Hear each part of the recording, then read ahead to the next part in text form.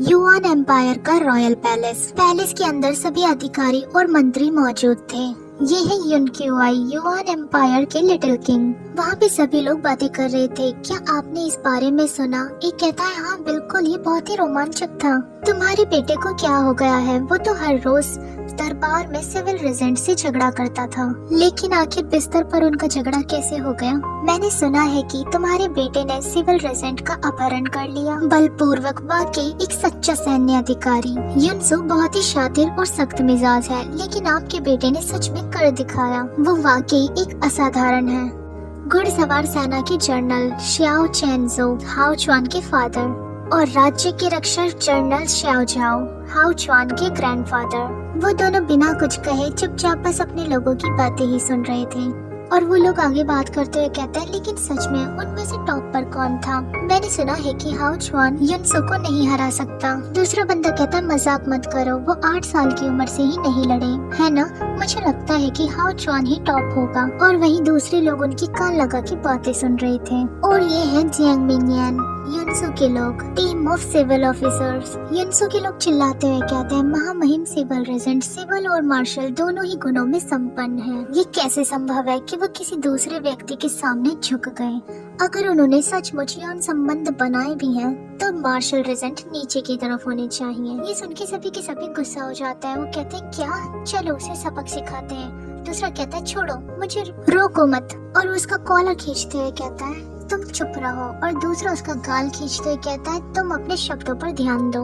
वो कहता है, तुम सबके लिए स्वीकार करना बहुत मुश्किल होगा कि सिविल रेजेंट बॉटम में था, है ना? चाहे तुम इसे कितना भी नकार दो, हाओ चुआन ही टॉप पर था। और वो लोग आपस में झगड़ने लगते हैं। तुम सार्वजनिक रूप से महामहिम सिविल रेजेंट का अपमान कैसे कर सकते हो? ये असहनीय है। और वो आपस में मार पिटाई करते हुए कहता है, मेरे दोस्तों आइए आज रात हम कुछ तीखे व्यंग्यात्मक लेख लिखें, ताकि दुनिया को उसके बुरे पक्ष से अवगत कराया जा सके। दूसरे कहते हैं, आप सभी ऐसा नहीं कर सकते, आप सभी पर शर्म आती है। एक गार्ड चिल्ला के उनका वेलकम करता है। सिविल रेजेंट और मार्शल रेजेंट आ रहे हैं। वो दोनों एंटर होते हैं। सभी लोग अपनी अपनी जगह पर जा चुके थे और सबके पीटे हुए मुंह तो देखो। हाओ चुआन और युनसु ने अभी भी एक दूसरे का हाथ पकड़ा हुआ था। उन दोनों को साथ में देख वो लोग कहने लगते हैं, वेल क्या आप लोगों को ऐसा नहीं लगता कि? दूसरा कहता है, हाँ बिल्कुल। तो इसका मतलब ये सच है? तो आपको भी ऐसा ही लगता है ना? मुझे ये बात पहले क्यों नहीं पता चली? उन दोनों को साथ में देख वो दोनों ही टीम के लोग बहुत खुश हो जाते हैं और कहते हैं, ये तो एक परफेक्ट मैच है, कितने प्यारे हैं। वो लोग बोलते हैं, मुझे उससे डर लगता है। मार्शल रेजेंट ने हाल के कुछ वर्षों में इतनी प्रतिष्ठा हासिल कर ली है और वो भयावह हो गया है। मैं उसकी तरफ देखने की हिम्मत नहीं कर सकता। वो बचपन में ज्यादा प्यारा था, इतना भोला नहीं था। और युनसु की तरफ के लोग कहते हैं, ये बच्चा हाल ही में दिन ब दिन और भी ज्यादा बुरा होता जा रहा है। वो छोटा शरारती बच्चा पहले सीधा साधा हुआ करता था, लेकिन बड़े होने के बाद वो हमें घुमाने की हिम्मत करता है। युनसु आते हुए उनसे कहता है, लड़ाई झगड़ा खड़ा मत करो। फिर हाओ चुआन अपनी जगह को देखता है जो कि खाली थी। फिर वो युनसु से कहता है कि मैं उधर जा रहा हूँ। युनसु कहता है, इसकी कोई जरूरत नहीं है। तभी लिटिल किंग भाग के युनसु के गले लग जाता है और कहता है, तुम कहाँ थे? मुझे तुम्हारी बहुत याद आती है। जब तुम महल में नहीं होते थे तो मुझे बहुत अकेलापन महसूस होता था। हाओ चुआन थोड़ा गुस्सा होते हुए कहता है, ये बदमाश ही सारा दिन युनसु से चिपका रहता है। अगर दिवंगत सम्राट की खातिर ऐसा ना होता तो मैं वही तो सोच ही रहा था कि युनसु अपना हाथ छुड़ा लेता है। और वो अपनी नीज पे बैठ के किंग से कहता है, मैंने भी तुम्हें बहुत याद किया। और वो हाओ चुआन की ओर देख के कहता है, ये तुम्हारी आंट है। ये सुन के वो सभी के सभी बहुत ज्यादा शॉक्ड हो जाते हैं और हाओ चुआन का भी यही हाल था।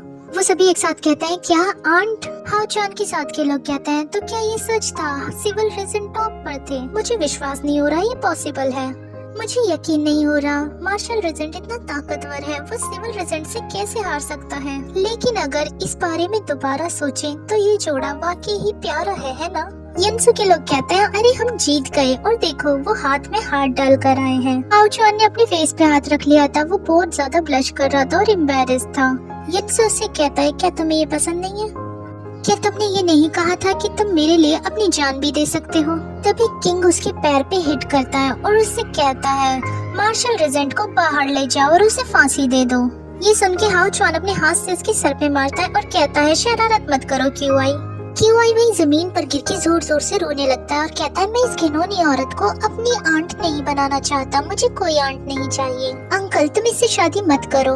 और वहाँ खड़े वो लोग सोच रहे थे। महाराज फिर से जमीन पर लेट के रोने लगे। क्या हमें उन्हें राजी करने के लिए उन्हें मनाना चाहिए? दूसरा कहता है, इसकी कोई जरूरत नहीं है, जितना ज्यादा उन्हें मनाया जाएगा उतनी ही ज्यादा वो जमीन पर लेटते रहेंगे। तभी लिटिल किंग के दिमाग में एक आइडिया आता है। वो रोना बंद कर यंसू से कहता है खुश होते हुए, अगर तुम सच में शादी करना चाहते हो तो मैं तुम्हें अपनी एम्परेस बनाने का आदेश दे सकता हूँ, फिर तुम हमेशा के लिए मेरे साथ रह सकते हो। तभी हाउचुआन उसे अपने हाथों में उठा लेता है और कहता है बिल्कुल नहीं, वो अब मेरा है, तुम मुझसे शादी नहीं कर सकते। ये सुनकर लिटिल किंग बहुत ज्यादा गुस्सा हो जाता है और वो कहता है, वो मेरे अंकल है, मुझसे ज्यादा प्यार करते हैं, मैं इसकी अनुमति नहीं देता, वो तुमसे प्यार नहीं करते, वो मेरे अंकल और मेरी महारानी है। तभी पीछे से कोई कहता है, क्या आप सबने ये देखा? इन दो नीच लोगों ने खुलेआम अदालत में अपनी इन अनैतिक संबंधों को स्वीकार कर लिया है। मैंने बेहद खुशी से श्याओ परिवार में शादी की, लेकिन फिर भी मेरे पति ने मुझे शादी की रात ही लकड़ियों की सौट में छोड़ दिया। मुझे लगता है कि यिनसू का ऐसा करने का जरूर कोई कारण होगा। उसे भी शिया हाउचुआन ने धोखा दिया था, इसीलिए मैं उस पर दोष नहीं डालूंगी। लेकिन श्याओ परिवार को मुझे स्पष्टीकरण देना होगा। मैं आपसे विनम्रता पूर्वक विनती करती हूँ कि आप श्याओ को मार डालें और मुझे न्याय दिलाएं।